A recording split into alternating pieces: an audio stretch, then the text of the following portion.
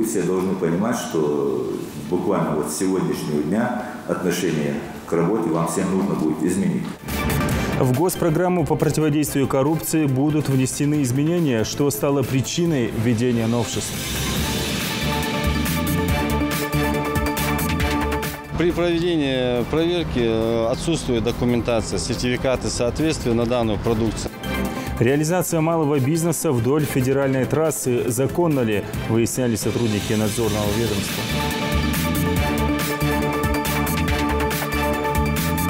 Пенсионерам сегодня не чувствую, потому что я очень люблю свою работу.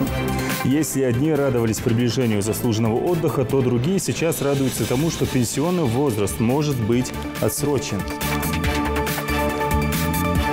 С несколько салхастов с галашкой приезжает, вот, берут по 80, по 100, даже по 200 килограмм овощей. Дешевле и вкуснее в ГУПе «Садовод» придумали новый метод сбора и реализации урожая. Какой, расскажем в выпуске.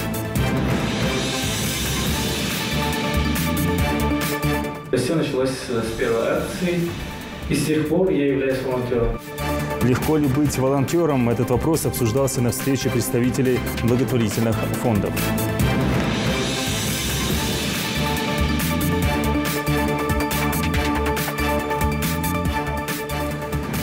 На телеканале «Ингушетия» информационная программа «Новости 24». Здравствуйте.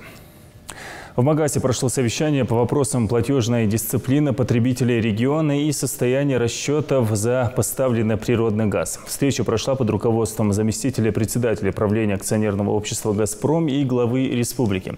На совещании было отмечено, что наряду с улучшением платежной дисциплины необходимо уделить внимание и распределительным сетям. Говорилось также о накрутке счетов за газ. Все подробности в сюжете. Зампредседателя правления компании «Газпром» в своем выступлении отметил, что в 2018 году в Ингушетию планируется направить более 1,5 миллиарда рублей на строительство 18 объектов. При этом он уточнил, что показатели по собираемости платежей за потребленный газ необходимо значительно улучшить. У нас есть сегодня с республикой соглашение об развитии газификации газоснабжения до 2020 года. Уровень достаточно высокий, 84% газификации республики. Но очень много сетей изношенных. И сегодня стоит вопрос буквально о том, что нужно практически все газовое хозяйство республики отмодернизировать или построить заново. Потому что есть бесхозяйные сети, есть участки, где нужно переложить газопроводы, чтобы они не проходили через территорию чего-то частного хозяйства. Очень важно сегодня практически всех потребителей оснастить новыми современными приборами, которые позволяют передавать информацию телеметрически и осуществлять контроль за потреблением газа. Валерий Голубев подчеркнул, что протокольные решения правительственной комиссии, принятые в Москве, стали домашней заготовкой компании «Газпром» и региональных руководителей субъектов СКФО. Одним из первых действий компании в Ингушетии стала смена руководства регионального представителя в республике. Валерий Голубев официально представил Александра Троянова и отметил, что он хорошо знаком с обстановкой в регионе. Хочу вам представить нового руководителя нашей региональной компании Александр Иванович Троянов.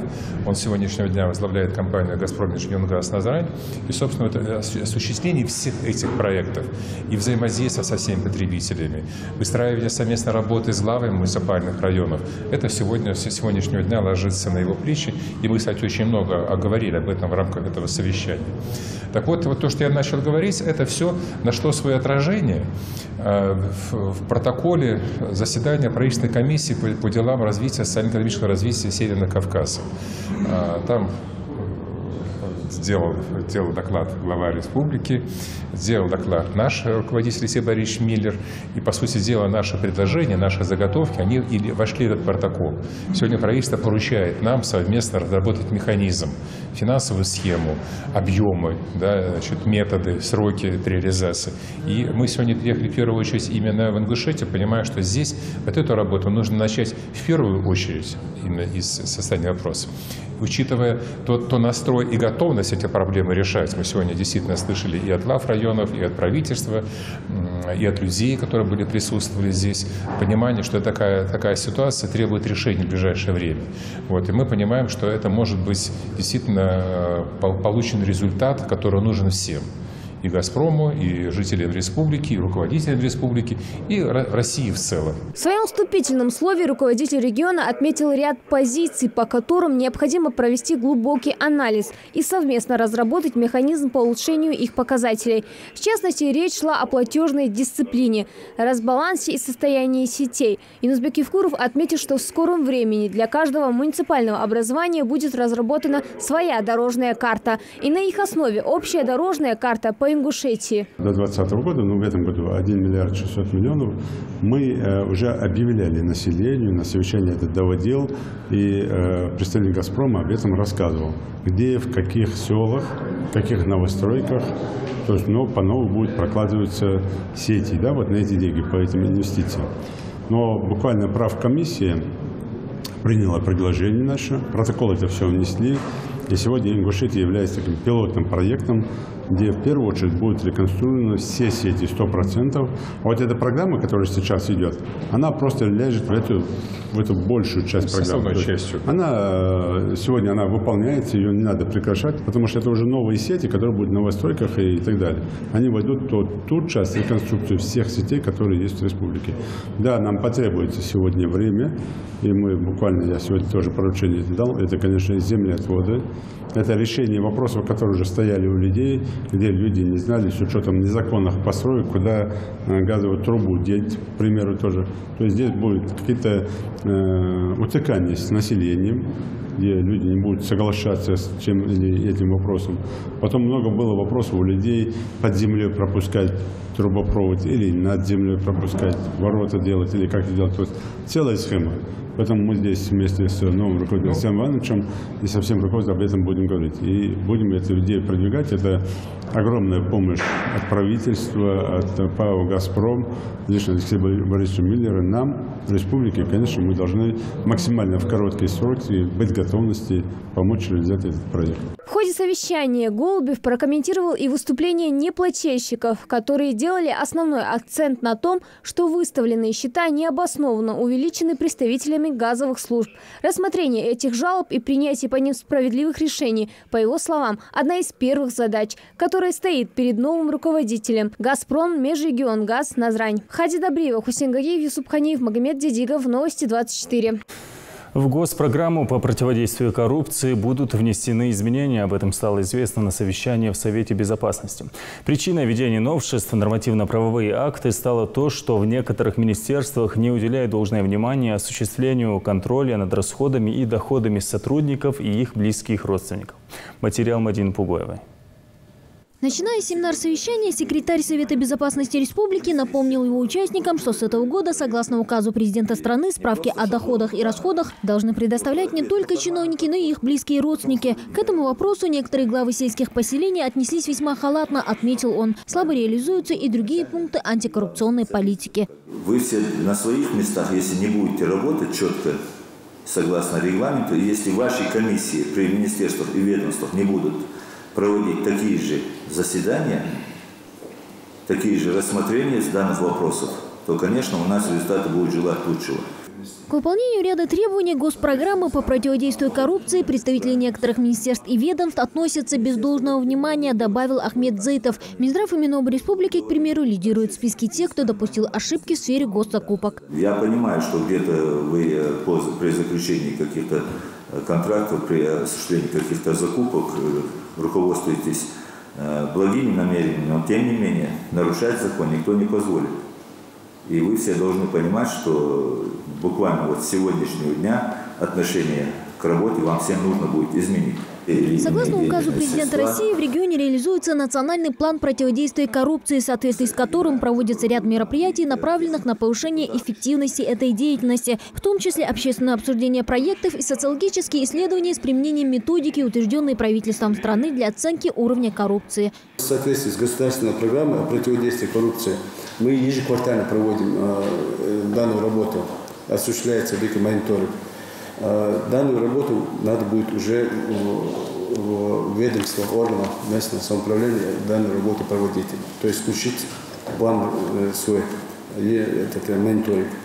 Также Башир Хамадханов добавил, что согласно национальному плану подготовлен перечень поручений для внесения изменений в нормативно-правовые акты республики, которые позволят усовершенствовать систему госзакупок и порядок осуществления контроля над доходами и расходами. Продолжая тему эффективности работы подведомственных организаций, секретарь Совета безопасности Ингушетии отметил, что специальные ящики доверия должны быть установлены во всех региональных ведомствах, что позволит своевременно реагировать на обращения граждан. А если кто-то скажет, что нет обращений в Министерство здравоохранения или в Министерство образования, или в Минтруд, или глава муниципальных образований, то мы здесь с вами все сидящие знаем, что это неправда, что у людей много проблем.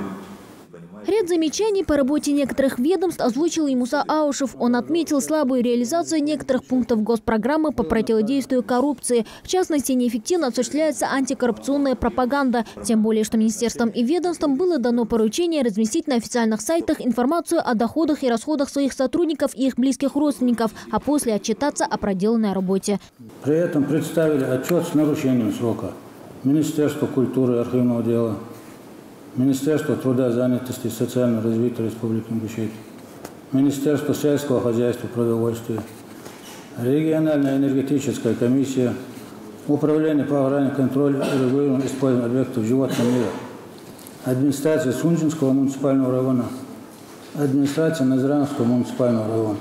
Рабочая группа, созданная по инициативе главы республики, начала проверку деятельности подведомственных структур. Об этом во время семинар-совещания собравшимся рассказал Муслим Албагачиев. Для повышения эффективности работы по профилактике коррупции органам власти, местного самоуправления и другим организациям необходимо принять ряд мер, отметил он. Активизировать работу деятельности комиссии по соблюдению конфликта интересов, о чем я уже говорил. При рассмотрении выявленных нарушений принимать объективные и жесткие решения в отношении допустивших нарушений лиц. Обеспечить должный финансовый контроль за использованием бюджетных ассигнований, проводить больше мероприятий с участием Совета безопасности, органов прокуратуры, правоохранительных органов, направленных на профилактику коррупции. Большое внимание уделять вовлечению общественности в процесс противодействия коррупции. Кроме того, необходимо организовать постоянное обучение и повышение квалификации своих сотрудников, обновлять и следить за актуальностью информации, размещенной на специальных стендах. Подводя итоги совещания, секретарь Совета безопасности Ингушетии отметил, что министерствам и ведомствам нужно объединить усилия в борьбе с коррупцией, изменить свое отношение к принятым мерам и поручениям, выполняя их ответственно и своевременно. Мадина Пугоева, Рамазан Миржоев, Новости 24. Изобилие овощей и фруктов в теплое время года выливается в несанкционированные торговые точки, которые, как правило, располагаются вдоль федеральной трассы. Услугами представителей этого малого бизнеса, наверное, пользовались всем, но мало кто задумывается о качестве покупаемого товара. Для того, чтобы предотвратить нарушения, сотрудники федеральных служб по надзору республики совместно с представителями местных администраций и участковыми полиции провели рейд. Репортаж Микаила Тангиева. Особое внимание проверяющие уделяют местам, где продают квас. С одной стороны, каждый захочет выпить в жаркий день освежающий напиток, но с другой, где гарантии, что квас качественный. У первого же продавца никаких документов, подтверждающих это, не оказалось, как и бумаг, дающих право вести торговую деятельность. Меры в отношении нарушителя принимаются тут же.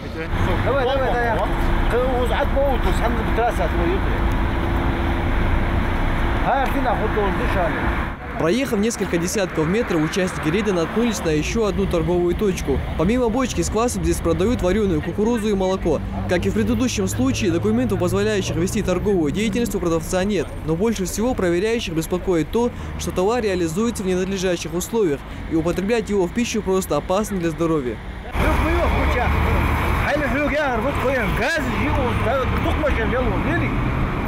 اي دخمه شنيليو غاز جيد نار حديد فردح ولا لا اكسبت الحياه اي شو هناش حلوه نزك خذي دي حمد Сотрудники Роспотребнадзора выносят свое заключение по данному факту. Нарушителю объясняют, вести такую деятельность без соответствующего разрешения он не имеет права, а потому торговую точку придется закрыть. При проведении проверки отсутствует документация, сертификаты соответствия на данную продукцию, на этот класс, подтверждающие качество. Мы по этому поводу будем составлять административный материал, проводить административное расследование. Еще один пункт проверки – груженная «Газель». Здесь реализуют фрукты, овощи и бахчевые культуры. У хозяина проверили наличие документации, разрешающей продажу бахчевых, ведь ранние арбузы и дыни могут стать причиной отравления. Документы, да?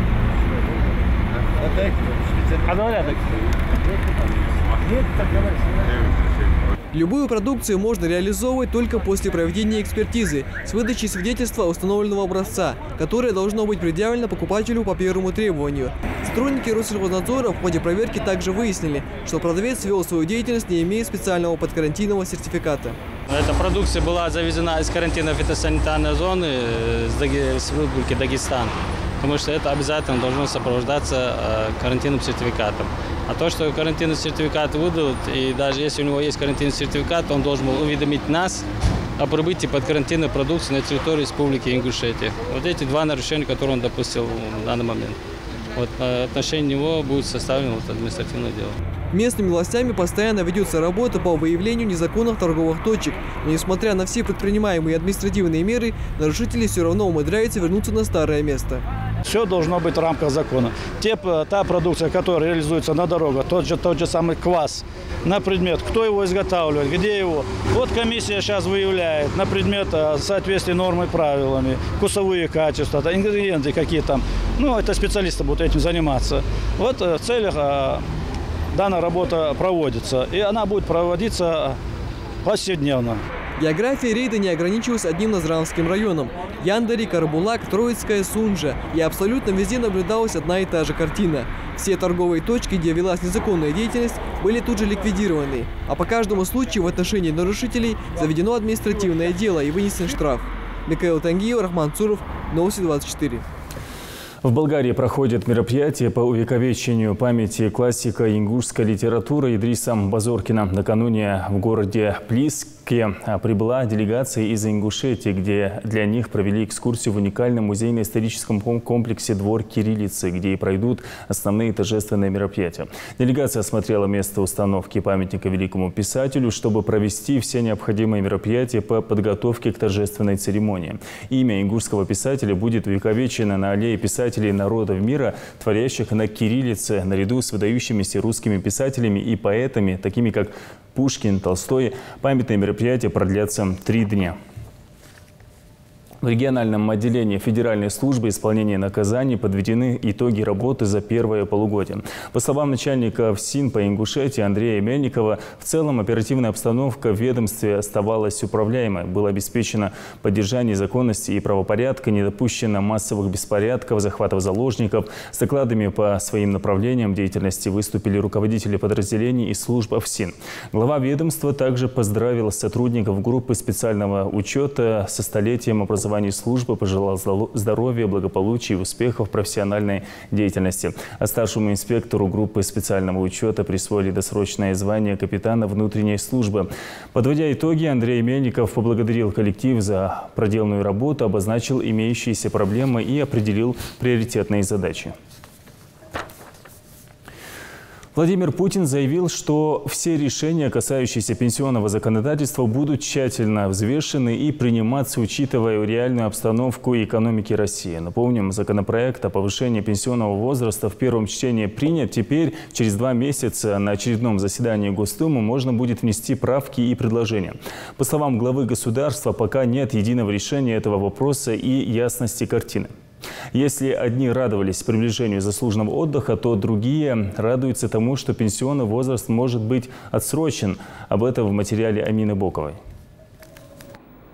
Еще один здоровый ребенок. Сообщать хорошие новости – самая приятная часть работы. Рассказывать заведующий отделением ультразвуковой и функциональной диагностики Ляля Тимурзиева. Но настоящую радость ей может принести только вовремя выявленный недуг. Именно на ранней стадии есть шанс на выздоровление у большинства больных. Поэтому очень важно не ошибиться с УЗИ. С этим Ляля Тимурзиева успешно справляется уже более 40 лет. В свои 68 Ляля даст фору любому молодому специалисту. А на УЗИ к ней люди записываются из разных уголков республики. О том, чтобы уйти на заслуженный отдых, сейчас не может быть и речи, рассказывает врач. Вопрос не только финансовый, дело куда серьезнее – любовь к своей профессии. Пенсионерам Но сегодня не чувствую, потому что я очень люблю свою работу. Я читаю, я езжу на специализации, и я не сижу. Только вчера у меня был разговор с девочкой из отдела кадров, когда она говорит, когда мы принимали вас на работу, эти ваши специализации, мы никак не могли записать, их столько было. Когда от работы получаешь наслаждение, и тебе хочется, чтобы твой пациент уходил и, сравнивая тебя с другим врачом в какой-то области или в каком-то районе, приезжал, а это часто бывает, и говорил, а у меня все так же, как сказали вы. От этого получаешь большое удовольствие. И иногда даже бывают специалисты, с которыми я не знакома, в том же Ростове, когда онкологию ставишь, все, говорят им, вот вы куда ходили на ультразвук, вот туда и ходите, к этому доктору. Это тоже многого стоит. Медицина не стоит на месте. В ногу со временем старается идти и Антонина Шепетова. Ей, внимание, 82 года. Опытный психоневролог, трудится в Малгобекской больнице с 67 года. И по сей день она полна силы и энергии продолжать помогать людям. Антонина своим примером доказывает, возраст 60 и даже 70 для медика не предел. Главное – это желание работать. А накопленные знания только помогают в профессии. Если врач больной и не в состоянии работать, вот это главная планка. А так он 55 лет – это не предел для пенсии. Я считаю, что это не возраст. Мужчинам вот сейчас прибавили до 65 лет, до 65, да. Они в состоянии работать, все пенсионеры работают. Если я дома остаюсь, значит, на меня нападает тоска, я живу одна, у меня сын работает здесь, 3 внуков, но они живут отдельно. А так у меня не было никогда, чтобы остаться дома. Я всегда говорю, когда выгонят, тогда я буду дома сидеть. Специалисты золотого возраста в медицине в прямом смысле слова на вес золота. Зачастую то, на что не обратит внимание молодой врач, даже с прекрасными отметками в дипломе, обязательно заметит его более старший коллега. Вот Антонину Шепетову в больнице пока не готовы отпускать на пенсию. Она на таком участке у нас проработала психиатром. Это очень трудная работа, но она всегда справлялась со всем. Если человек может работать, он должен работать. Если он не может, уже этот человек сам знает, что ему нужно уйти. На вопрос о повышении пенсионного возраста врачи в единый голос заявляют, все зависит от индивидуальных особенностей организма. Кто-то активен в 70, а кто-то устает уже в 40. Также, по мнению специалистов, люди в наше время медленнее стареют. Причем продлевается именно активный период. Сейчас средняя продолжительность жизни в России на отметке 70 лет. К 2030 году ожидается, что она превысит 80 лет. А вот чиновники руководствуются другими аргументами для повышения возраста выхода на заслуженный отдых. Принятие закона позволит увеличить размер пенсии для людей золотого возраста, а также улучшить экономику страны. Проект закона об изменении пенсионного возраста с 55 до 63 лет для женщин и с 60 до 65 лет для мужчин был одобрен Госдумой в первом чтении. Тогда 79 региональных парламентов сказали свое «да». Положительную оценку инициативе дали и большинство профильных комитетов Госдумы. Второе чтение запланировано в сентябре этого года. Амина Бокова, Адам Далаков, Новости 24.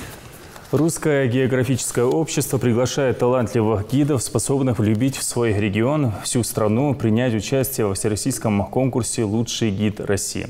Стать участником творческого соревнования может экскурсовод с любым опытом. Для этого нужно снять 2-минутный видеоролик на русском языке, содержащий яркий рассказ о культурной, музейной или природной достопримечательности нашей страны. Конкурс проводится в нескольких номинациях. Победители станут героями фильмов телеканала «Моя планета», а их авторские экскурсии увидит вся страна. Кроме того, лучшие гиды взрослых номинаций получат денежный приз в размере 100 тысяч рублей, а лауреат детской номинации станет обладателем видеокамеры. Работа принимается до 20 августа. В регионе продолжается летняя оздоровительная кампания. Лагерь Эрзи на этот раз принял 400 воспитанников. В эту смену вошли дети из школ городов Назрань и Магаз. Отдых для них продлится 21 день. До конца августа в лагерь заедет еще одна последняя смена, куда выйдут дети из Сунжи, Назрановской школы, интерната и пригородного района. Кроме того, на отдых в лагерь курорта Ингушетии, также находящийся в Джайратском районе, отправилась группа из 200 детей. Дешевле и вкуснее в ГУПе «Садовод» придумали новый метод сбора и реализации урожая. Все просто. Покупатели сами собирают сливу и платят по 15 рублей за килограмм. Желающих воспользоваться такой выгодной услугой много. В этом убедилась Мадина Пугоева. Легкий ветерок, словно долгожданная прохлада, освежает и придает бодрости. Такая переменчивая погода благоприятствует полезному труду на свежем воздухе. Собирать сливу в этих окрестностях в самый разгар лета для Джамбулата Бузуртанова уже вошло в привычку. Чтобы попробовать вкуснейшее варенье из алычи, приходится прикладывать немало усилий, признается он.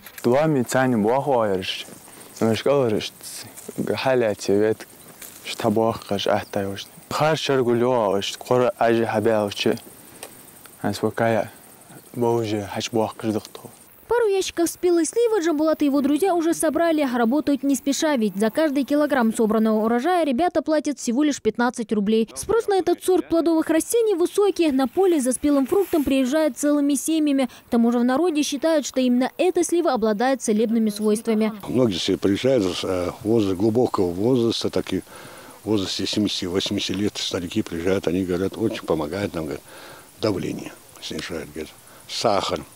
Вот. И вот с несколько салхастов с галашкой приезжает, вот, берут по 80, по 100, даже по 200 килограмм алычи. Ну, многие не знают свойства этой алычи.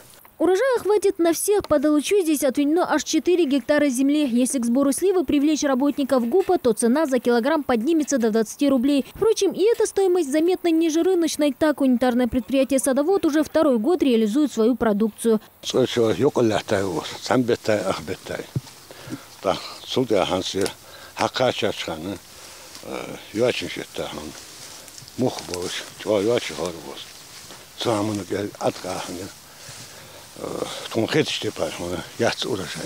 На урожайность повлияли не только погодные условия. Почти половина плодородной земли ГУПа долгое время оставалась заброшенной. Яблоневый сад поразила калифорнийская щитовка. И если пару лет назад эти окрестности напоминали старый лес, то уже сегодня каждое дерево дает приличный урожай. Здесь вопрос стоял о ракорчевке или оставлять. Что делать? Мы выбрали вариант сделать обрезку омолаживающих кругов.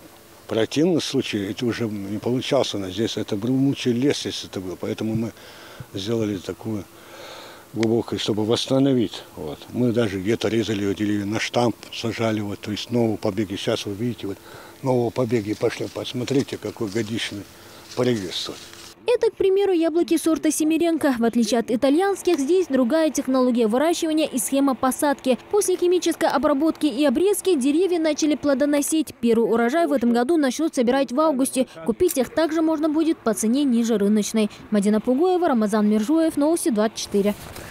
В регионе стартовал прием заявок на юбилейный 5-й международный кинофестиваль «Золотая башня». Он проводится в целях более широкого ознакомления жителей республики достижениями российского кино и шедеврами мирового кинематографа. На конкурс могут быть заявлены фильмы не только из регионов России, но и из стран ближнего и дальнего зарубежья. В показы будут включены фильмы, прошедшие предварительный отбор согласно решению жюри кинофестиваля. Прием заявок, форма которых размещена на сайте Минкультуры Ингушетии, продлится до 15 сентября. Сегодня в России отмечается пока неофициально праздник советских и российских профессионалов и любителей парашютного спорта «День парашютиста».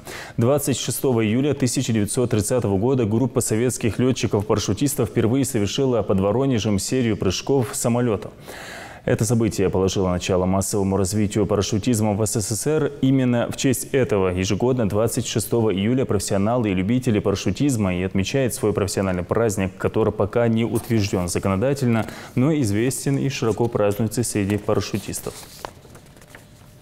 2018 год президентом страны объявлен годом волонтера и добровольца. И те, и другие востребованы всегда, особенно если речь идет о благотворительных акциях. Как раз о них говорилось на встрече представителей соответствующих фондов. С какими проблемами чаще всего сталкиваются волонтеры? Об этом не только в сюжете Индиры Манкиевой. Волонтеры – это те люди, в которых нуждаются. Иногда они даже становятся последней надеждой для некоторых. Но быть волонтером – это не так легко, как кажется. Люди, которые решают проблемы других, иногда сами сталкиваются с преградами. Именно для того, чтобы обсудить этот вопрос, и собрались эти ребята сегодня. За этим круглым столом они думают над тем, как помочь друг другу. Жамалил Сукиев добровольцем стал еще в 17 лет, будучи школьником. Сегодня он уже студент и ни разу не пожалел о сделанном выборе. Благодаря волонтерству молодой человек получше узнал людей об их проблемах и понял, что значит помогать и насколько приятно слышать слова благодарности и свой адрес от них. Все началось с первой акции, и с тех пор я являюсь волонтером. И я должен сказать, что мне это многое дало. Во-первых, это были связи, во-вторых, я начал все больше узнавать людей и все больше вдаваться в подробности того, что значит помогать людям. Основная проблема, с которой сталкиваются волонтеры, это чаще всего недопонимание со стороны родителей. Как объяснить родным, что добровольчество не пустая трата времени? Многие из присутствующих сегодня в этом зале не раз попадали в такую ситуацию, когда приходилось проводить различные акции, не ставя в известность родителей. Мне кажется, это одна из самых таких весомых проблем. И как с этим справляться, я, честно говоря, не знаю. Может быть, как раз-таки популяризация волонтерства, вот о чем здесь ребята до этого говорили, может быть, она как-то бы смогло смягчить эту ситуацию. Потому что когда кто-то из ребят хочет поучаствовать, но перед ним стоит такая дилемма, там, обмануть, например, маму и прийти, да, и получить удовольствие, или не прийти, и потом целый год мучиться, что он не поучаствовал. Популяризация волонтерства – вот один из выходов сложившейся ситуации. Взрослым нужно объяснить, что помогать нуждающимся – лучшая профессия в мире. Осознание того, что полезен обществу – самое прекрасное чувство, делятся добровольцы. Старшее поколение почему так относится? Потому что нет такой информации, и это недоступно для них. Мне кажется, надо как-то работать над тем, чтобы эта информация была не только в соцсетях, потому что это поколение не сидит в соцсетях.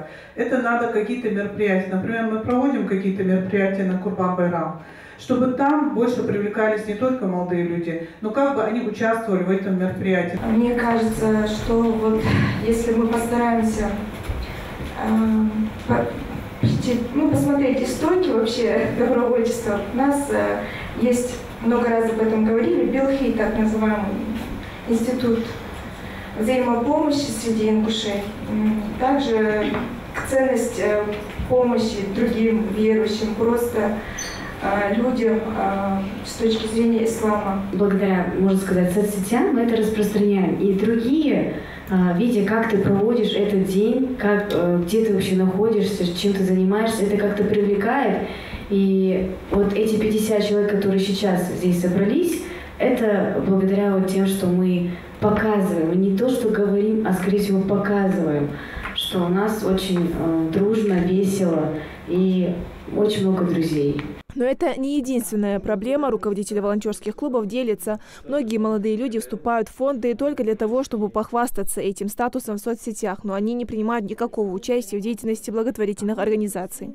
Я стала замечать, что отпадают ребята, которые попали как раз в тот период, когда у нас не было возможности непосредственно с ними пообщаться, поговорить. И те ребята, которые часто приходят к нам в офис, они уже видят работу изнутри, и они больше к нам тянутся. Те, кто попал, как я сказала, в какую-то рутину, они отпадают чаще. Поэтому, наверное, здесь все-таки кто-то уже говорил, что нужно обязательно работать. Руководитель благотворительного фонда МЯЛ отмечает, что каждый человек в душе волонтер. Именно добровольцы своими добрыми поступками должны помочь другим раскрыться и творить добро. На сегодняшний день волонтерство поднято на уровень государственный. И каждый участник в добровольчестве получает свои плюсы, получает свои бонусы в поступлении в какие-то заведения, в дальнейшем продвижении в карьере. Это огромный плюс в том, что ты стал добровольцем и участвовал в каком-то мероприятии. Для многих подопечных благотворительных фондов волонтеры становятся лучшими друзьями, благодаря которым они и сами хотят быть добровольцами. Ведь тот, кто испытал на себе все тяготы судьбы, лучше способен сострадать чужой беде. В Ингушетии много благотворительных фондов, и каждая организация имеет отдельное социальное направление. Но цель у них одна – творить добро. Индира Манкиева, Адам Далаков, Новости 24. На этом я с вами прощаюсь. Спасибо за внимание и всего доброго.